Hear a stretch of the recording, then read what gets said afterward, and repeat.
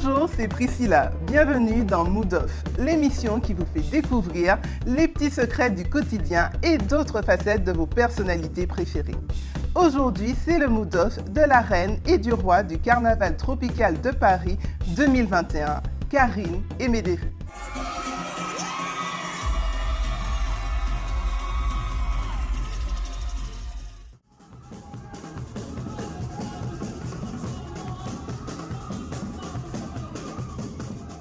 Tous deux originaires de la Guadeloupe, c'est grâce à leur passion pour la danse qu'ils se sont présentés au casting et qu'ils seront élus en juin 2021. Attirée par le monde de la mode et de la beauté, Karine participera à de nombreuses émissions TV diffusées sur la TNT afin de promouvoir sa culture. Repérée pour ses talents de présentatrice, elle présentera des événements d'envergure tels que la Tiffany's Fashion Week. Médéric, roi du carnaval tropical de Paris 2021, chargé de recrutement et steward de profession. Il exerce en parallèle le métier de maquilleur pour lequel il a obtenu le diplôme de la grande école Make-up Forever Academy. Tous deux ont accepté de nous rencontrer afin de nous parler de leur passion du carnaval. Alors préparez-vous pour une escapade festive et ensoleillée. Bonjour Karine, bonjour Médéric. Bonjour. Bonjour Priscilla. Merci d'avoir accepté notre invitation. Vous allez bien? Très bien, et toi? Très bien. Ça va. Vous avez été élu en juin 2021, si je ne me trompe pas. Depuis, beaucoup vous suivent sur les réseaux sociaux. Et aujourd'hui, dans Mood Off, nous allons vous présenter autrement, avec vos anecdotes et vos petits secrets. Est-ce que vous êtes prêts? Ah ben oui. Avec plaisir. Allons-y. Avec plaisir, on y va. Alors la première question que j'aurais à vous poser, à quel âge avez-vous participé à votre premier carnaval? Alors moi, j'ai commencé à l'âge de 5 ans et demi. Ah ouais, Ouais, 5 ans et demi. c'était plutôt tôt. Ouais. Tu étais déjà Donc, dans j'étais un déjà- groupe Je pense ou- même dans le ventre de ma mère, je faisais déjà du carnaval. Parce qu'elle aussi, elle était Dans un danseuse. groupe. Voilà, elle était dans un groupe, D'accord. c'était avant Vent. Donc avant Vent du Moule. que je connais bien. Voilà, et donc c'était la famille. Ça se Mhm. transmettait de génération en génération. Donc D'accord. on a tous été dans ce groupe de carnaval jusqu'à aujourd'hui, ils y sont toujours. Et tu étais dans quelle partie du groupe? Danseur, musicien? J'étais danseur. Danseur. Au déjà. début, vu qu'on était petit, on était devant la banderole. Mhm. Et ensuite, plus on grandit en fait, et plus on va en fait vers les grandes Les danseuses. grandes Et danseuses. voilà. D'accord. Et toi, Karine? Alors moi c'est un petit peu différent parce que D'accord. j'ai commencé donc à l'âge de 5 ans, 5-6 ans par là, Mhm. mais c'était pour le carnaval de l'école. Ah, Donc du coup je suis née en Alsace et D'accord. j'ai fait mon premier carnaval de l'école en fait avec ma petite tenue blanche avec mes petits strass et puis c'était parti, un petit peu de musique et puis voilà, ça y est, Karine elle est lancée. mais justement par rapport au costume, puisque tu nous parles de costume, est-ce qu'il y a un costume qui vous a marqué, dont vous gardez un bon souvenir par rapport à votre enfance ou peut-être récemment? Alors oui, effectivement, je garde pour ma part un très bon souvenir d'un costume que j'ai porté. C'est en fait une création de ma maman. Ah. Donc j'avais à peu près 16-17 ans, quelque chose comme ça. Je venais d'être élue Miss Senheim, une commune de mon Alsace natale. Et du coup, lorsque j'ai été élue, j'ai dit que j'allais représenter le côté tropical en fait. Et j'ai porté cette tenue lors du premier défilé. Et elle représentait quoi exactement, cette tenue? Alors il y avait du madras, bien entendu, parce qu'il fallait quand même marquer le coup, hein, c'est notre patrimoine. Et une petite tenue avec un petit boléro, une petite jupe et puis une coiffe et le tour était joué. D'accord. Et toi, Médéric? Alors moi, ce qui m'a marqué, c'était ma tante qui a fait un costume. Donc D'accord. pour notre groupe de carnaval, c'était Majesté Vaval. Donc le thème, on était en blanc et bleu, donc mes deux couleurs préférées. Et elle avait fait un costume avec une grande cape blanche pour les hommes, avec une grande coiffe comme une couronne. Donc moi je me sentais En fait, vous j'étais étiez déjà super dans trop- l'univers du Voilà. roi et de la reine déjà à C'est l'époque, ça. en fait. C'est ça. C'est ça. C'est ça. C'était un peu en prémonition, c'est de la prémonition, si on peut dire ça. Ah oui, je crois. Hein. Pourquoi C'était le pas? destin. C'était le destin. Et du coup, tu nous parlais du groupe Avant-Vent, qui est connu en Guadeloupe pour être un groupe Caisse Claire. Ouais. Et on a la chance aux Antilles d'avoir plusieurs groupes, en fait, plusieurs types de groupes. On a des groupes à peau, des groupes à masse, des groupes à Caisse Claire. Quel groupe, en fait, j'imagine qu'Avant-Vent, du coup, vu que tu as commencé dans ce groupe, que tu es plutôt groupe Caisse Claire, ou peut-être qu'il y a un autre groupe qui t'attire particulièrement? Ben, je suis plutôt groupe Caisse Claire. Après, Masmo Massif, les groupes à masse, du coup, c'est aussi quand on termine le carnaval, on court directement se changer pour aller derrière les masses, du coup, pour s'amuser, pour se défouler. Ouais, voilà. Pour se défouler. Et toi, Karine, même si tu as découvert le carnaval tropical, enfin des Antilles un petit peu plus tard, est-ce qu'il y a un groupe ou un type de groupe qui t'attire particulièrement, pardon? Ah oui, bien sûr, le Gambo. Le Gambo qui est connu pour être un groupe à Caisse Claire. Tout à fait, donc c'est émotion, c'est sensation, forcément. Donc oui, j'adore le Gambo, j'aime beaucoup Double Face aussi, mi-doubla. Excusez-moi, je m'égare. Oui, j'adore ces groupes-là parce que j'adore la musique, franchement, on se laisse vraiment emporter, et puis les costumes. J'en perds mes mots. Donc vous êtes plutôt plumes et paillettes que goudron en fait. C'est ça. Oui, Après on aime un peu tout, mais c'est vrai qu'on est baigné dans les paillettes, les strass, les couleurs, donc c'est plutôt voilà dans ce sens-là. Justement, tu chantais tout à l'heure. Est-ce qu'il y a une chanson préférée du carnaval qui vous revient très souvent, soit dans vos prestations, ou dès que vous entendez une musique, quelque chose qui vous ambiance particulièrement? Est-ce que tu as quelque chose qui te vient à l'esprit? Je réfléchis. Angelina, joli bateau. Ça y est, c'est revenu un petit peu. Oui, donc quand j'entends ça, ça y est, c'est parti. Allez, on y va, et puis on chante. Et toi, Médéric, peut-être non, avec Avant-Vent ou Gambo, qui a des chansons quand même particulièrement connues. C'est toujours mi-Gambo là, mi-Avant-Vent, Larry là, toujours toujours remixé en fait, toujours les mêmes musiques remixées en fonction des groupes. Voilà, il y a toujours une base, on va dire, il y a toujours une base dans la musique et on met à notre sauce en fonction des groupes de carnaval. D'accord, mais il y a une chose aussi qui m'interpelle en fait, c'est dans le carnaval, il y a, il y a plusieurs univers finalement qui se rencontrent. Il y a les musiciens, il y a les maquilleurs, il y a les designers, si on peut dire ça. Vous, c'est plutôt quel univers? Est-ce qu'il y a un seul univers qui vous plaît ou c'est vraiment l'ensemble qui vous plaît en général dans le carnaval?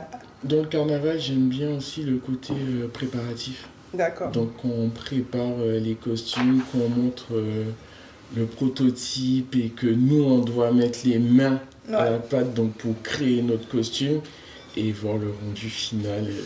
Du coup, toi, tu restes très manuel quand même par rapport au carnaval. C'est quelque chose, ça te plaît quand même de voir le résultat de ton travail. Oui, clairement. Après, ça donne des frissons quand on est dans la rue et qu'on se voit à la télé ensuite pour les rediffusions. C'est vraiment beau. Après aussi, le côté, il y a les répétitions avant la parade et tout ça, c'est bien aussi. Quoi. Et toi, Karine? Alors moi, ce que j'aime, c'est tout l'ensemble. C'est le jour J, c'est de pouvoir parader, c'est d'entendre la musique, c'est de pouvoir partager en fait avec le public qui est venu pour ça, c'est de pouvoir s'amuser en fait tous ensemble, vraiment le lâcher prise du carnaval. Moi, c'est ça qui me plaît, c'est ce qui me fait vibrer. Donc je dirais que le carnaval, pour moi, c'est un tout. C'est un tout, ok. Mais du coup, comment je pourrais vous poser cette question? Demain, si vous avez des enfants, ou vous rencontrez des enfants, comment expliqueriez-vous le carnaval à ces enfants? Le carnaval de chez nous, ce que le carnaval vous fait ressentir? Comment vous expliqueriez cette particularité de chez nous du coup? Alors j'ai une fille et un petit garçon, donc notamment pour ma fille qui a 9 ans, qui baigne déjà dans le carnaval, elle sait que c'est aussi une tradition, c'est quelque chose qui fait partie de la famille parce que c'est ce que ma mère m'a transmis et c'est ce que je lui transmets. Donc voilà, c'est une effervescence, c'est un moment de joie, c'est quelque chose de très festif et puis c'est culturel. Donc pour résumer tout ça, je lui dirais que c'est beaucoup de joie, c'est de la tradition et puis c'est un lâcher prise. Amuse-toi ma fille. Et toi, Médéric? Ben, je reviens sur ce que Karine a dit, c'est un moment de défoulement. Donc c'est vraiment un lâcher prise, on se détend. Si on a passé une dure semaine, on sait que le dimanche, le samedi et le dimanche, il y a le carnaval, on oublie tout, on oublie les conflits, on s'amuse, on se défoule, c'est l'amour, c'est la joie, c'est tout. En fait, le carnaval, quand on est adulte, c'est un peu revenir à l'enfance, juste un instant de quelques jours, d'une journée, puisque chez nous, le carnaval, ça dure à peu près 3 jours d'affilée, et en Guadeloupe, un petit peu plus longtemps, hein, mais c'est plutôt ça, en fait. En général, c'est plutôt ce que vous expliqueriez à vos enfants, si je comprends bien. Ouais. Oui, c'est de profiter de l'instant parce que surtout en cette période, on ne sait pas de quoi est fait demain. Donc il faut profiter de tout ce qu'on a et puis se donner à fond. Oui, effectivement, c'est un beau message d'ailleurs. Et là, en ce moment, il y a le casting du Carnaval tropical de Paris qui arrive, qui a commencé pour la session 2022. Quel message vous laisseriez aux personnes qui hésitent encore à s'inscrire pour cette nouvelle session? Ben, laissez-moi encore la couronne. Je rigole. Non, je rigole. Non, ben, franchement, n'hésitez pas. Si vous voulez le faire, faites-le. On n'a qu'une vie. On ne sait pas ce qui est fait demain. Non. Donc, n'attendez pas. N'ayez pas peur des jugements. Foncez. Vraiment, foncez. C'est peut-être une seule fois que vous allez le faire. Après, il n'y a pas de regret, en fait. Donc, voilà. Toi, Karine?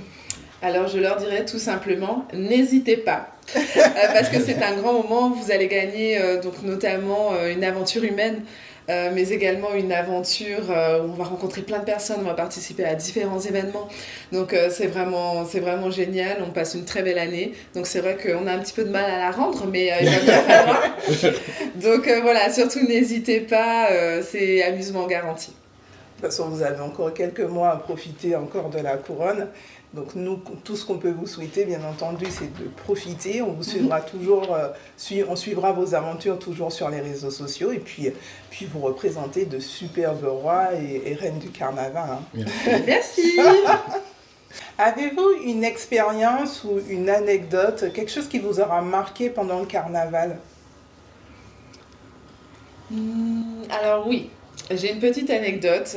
J'ai participé au carnaval hors saison en Guyane. Et je peux vous dire que ça vaut le détour. Donc je rappelle, pour ceux qui ne le connaissent pas, voilà, le carnaval en Guyane, c'est quand on se déguise en tout loulou. Donc les femmes, en fait, sont entièrement masquées et invitent les hommes. Les hommes, bien sûr, n'ont pas le droit de refuser. Donc ils peuvent danser avec leur mère ou leur sœur sans même le savoir. Et voilà, ça m'a marqué parce que Piquet Jouk, c'est vraiment une sacrée danse. Voilà. Très sportive, si on peut dire ça comme ça. C'est très sportif, très expressif. Ouais. Et ça a été une sacrée expérience, mais une très belle expérience. J'en garde un très bon souvenir. Donc n'hésitez pas à tenter, c'est vraiment pas mal. Et toi, Médéric? Alors moi j'ai une anecdote, c'était quand j'étais petit. Ouais. Donc en fait, le samedi, il y avait des masses qui venaient pour demander de l'argent, donc ils faisaient de la musique dans les rues. Donc moi, j'entendais la musique de carnaval, donc moi je courais. J'allais dehors, donc on me disait de rester là, mais j'étais tellement chaud. Donc j'allais, mais en fait j'avais peur des masses. Donc, quand je les voyais, je courais, mais après je retournais encore dehors pour écouter la musique, mais quand je les voyais, je me recachais en fait.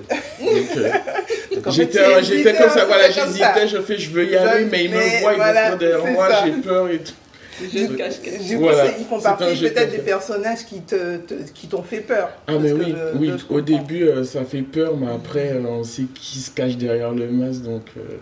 Et c'est vrai qu'on a plusieurs carnavals aux Antilles qui sont représentés différemment, notamment déjà rien qu'entre la Martinique, la Guadeloupe et la Guyane, comme Karine vient de nous dire. Avez-vous un personnage dans le monde du carnaval qui vous fait peur? Par exemple, en Martinique, nous, on a le Diable Rouge.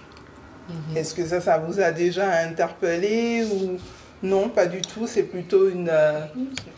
Moi, j'avais un peu peur des groupes à peau au début. Parce qu'en fait, ils sont... Oui, parce qu'en fait, quand nous, on est petits et qu'on est dans un groupe à caisse claire, eux, pendant la parade, ils se mettent devant nous. Et ils ont plein d'huile noire sur le corps avec des... Ah, moi, ça me faisait peur. Mais moi, j'allais près des musiciens et je restais là. Non, ça me faisait un peu peur, mais après, ça... Et toi, Karine? Moi, c'est quand ils ont les grands fouets, là, comme ça, et qu'ils tapent dans la rue, c'est impressionnant. Franchement, c'est impressionnant. Enfin, t'as peur, tu sursautes, tu sais pas quoi faire, mais... Et en même temps, tu détaches pas le regard. C'est peut-être par sécurité aussi, on détache pas le regard. C'est peut-être ça. Ça m'a pas arrivé à côté.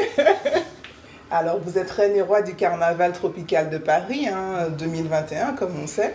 J'imagine que c'était l'un de vos plus beaux rêves. Est-ce que vous auriez un rêve encore plus grand à vouloir réaliser dans l'univers du carnaval? Moi, oui. Oui.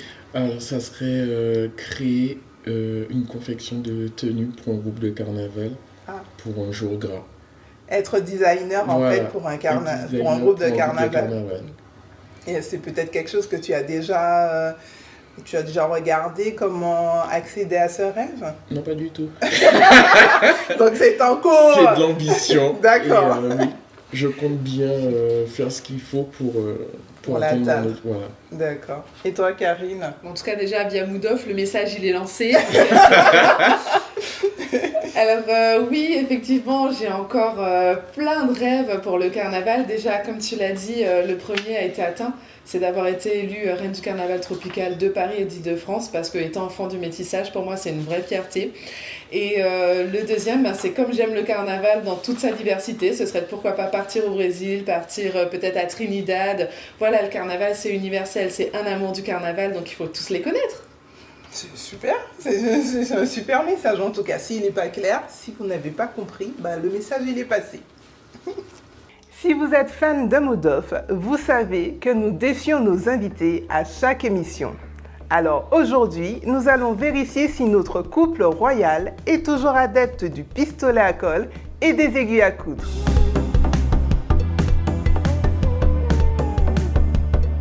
Karine et Médéric, vous trouverez sur la table différents éléments. Vous aurez donc des plumes, de la tulle, des paillettes. Je vous mets au défi de réaliser une coiffe pour notre petite Kylie qui lui permettra de déambuler sans rougir lors de son prochain carnaval. Vous aurez 20 minutes et à l'issue de ces 20 minutes, c'est notre petite Kylie qui vous notera sur 10. D'accord, on accepte, on relève le défi.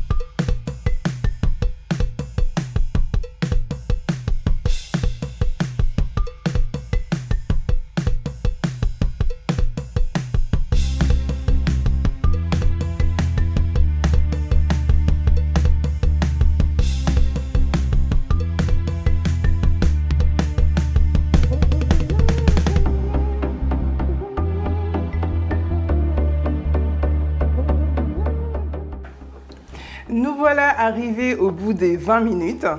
Alors, Karine et Médéric, le défi est-il relevé? Mais clairement. Je pense que oui, là. J'espère vraiment que ça va lui plaire, en tout cas. On y a mis tout notre cœur. Alors, quel thème vous inspirez pour cette fois? Avec le madras et tout, du coup, ça nous a rappelé un peu l'oiseau du paradis. On représente un oiseau. D'accord, ok. Donc là, je vois plusieurs couleurs. Voilà, colibri, donc c'est l'oiseau du paradis. D'accord, ça n'a pas été trop difficile, les 20 minutes, pas trop de stress. On s'en est bien sortis. C'est l'habitude. Voilà. on colle, on Exactement. pose des pierres. Je pense On que a là, on fait est pas une mal. bonne équipe. D'accord.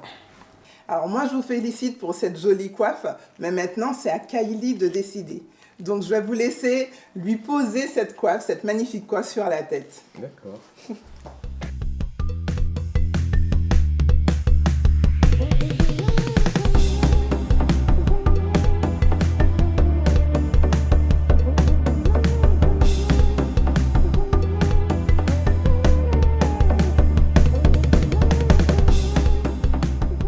Alors, Kylie, tu as enfin découvert ta petite coiffe.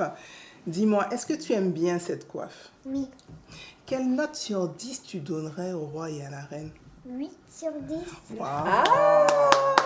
Donc, ils ont relevé le défi. On est d'accord? Ah ben super, on est super contents. Voilà, nous arrivons au terme de notre émission. J'espère que vous avez passé un super moment en ma compagnie. Merci à notre sublime mannequin Kylie. Merci Accessile by Papillon pour ce magnifique marée-tête. N'hésitez pas à aller suivre leurs aventures sur les réseaux sociaux de la Fédération du Carnaval Tropical de Paris. Pour ma part, je vous donne rendez-vous pour une nouvelle émission avec une nouvelle personnalité. Et toi, quel est ton mot d'aujourd'hui ?